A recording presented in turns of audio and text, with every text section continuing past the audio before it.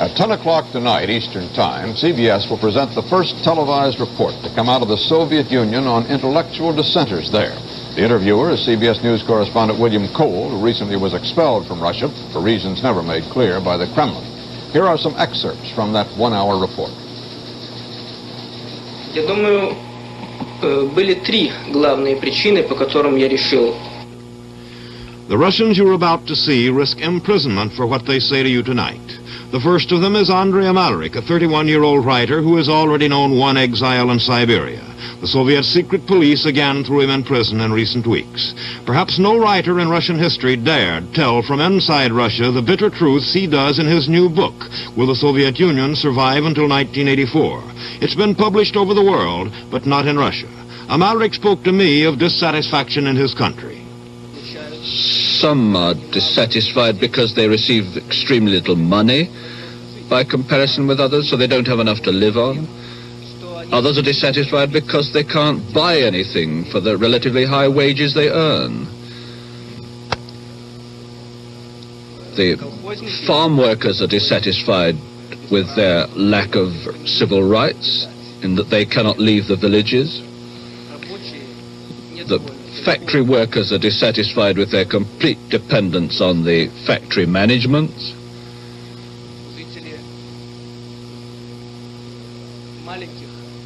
People living in small towns are dissatisfied because they don't have the right to move to bigger towns when there's no work in the small ones. And gradually, some people at all events begin to have the idea that all these local, smaller problems have their origins in the imperfections of the political system under which we live. One Russian who was put in an insane asylum because of his nonconformist ideas is Vladimir Bukovский. 6 of his 27 years were spent in such asylums, hard labor camps, and prisons. His crimes? Participating in poetry readings and peaceably demonstrating against the illegal imprisonment of his friends. Bukovский told me of his experience in a Soviet mental asylum.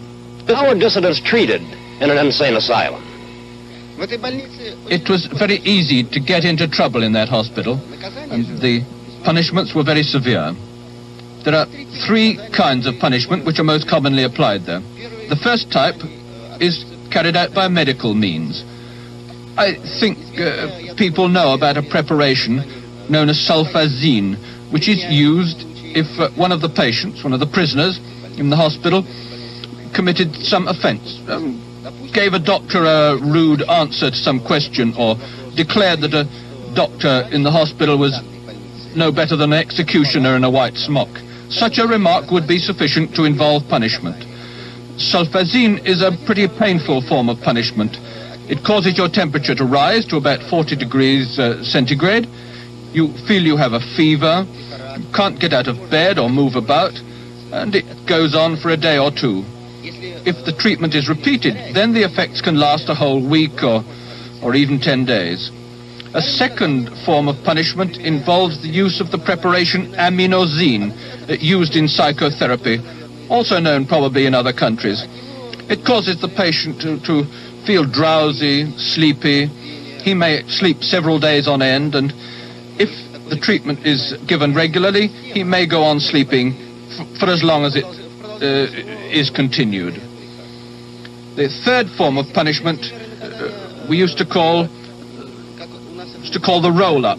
It involved the use of wet canvas, long pieces of it, in which the patient is rolled up from head to foot so tightly that it was difficult for him to breathe.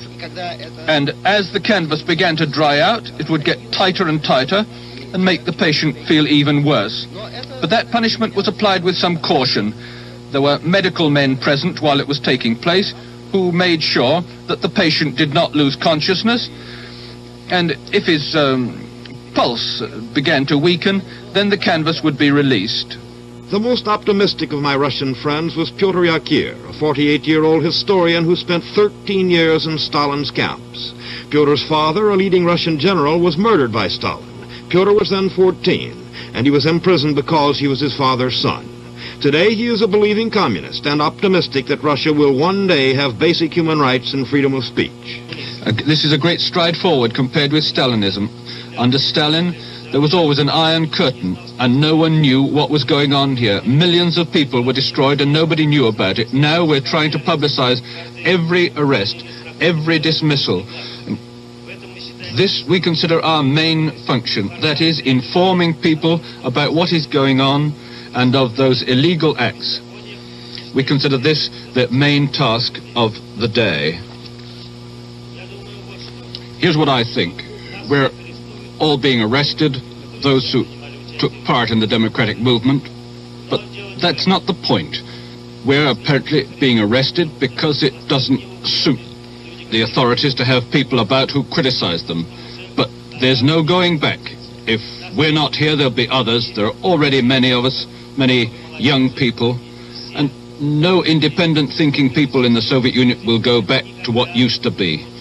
They'll beat us and they'll kill us. All the same, people will go on thinking differently. And that's the way it is. Tuesday, July 28th, 1970. This is Walter Cronkite, CBS News. Good night.